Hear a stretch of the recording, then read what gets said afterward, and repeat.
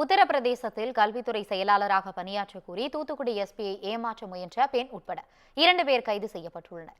Thoothukudi SP அலுவலகத்தில் நேற்று பொதுமக்கள் குறைதீர்க்கும் முகாம் நடைபெற்றது.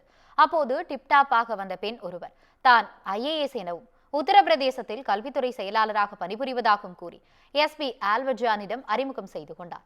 தொடர்ந்து அவர் தனது கணவர் ரூபிநாத்துக்கு துப்பாக்கி உரிமம் கேட்டு விண்ணப்பித்திருந்தார்.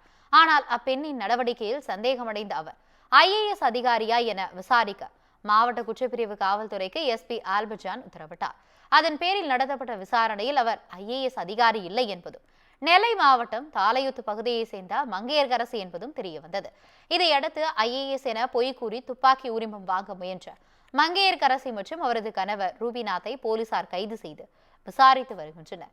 அதே நேரம் ரூபிநாத் பாஜக வெளிநாடு வாழ் தமிழர்கள் பிரிவின் மாவட்ட தலைவராக இருந்ததாக கூறப்படும் நிலையில் அவர் கட்சியிலிருந்து நீக்கப்பட்டு உள்ளதாகவும் தகவல்கள் தெரிவிக்கின்றன.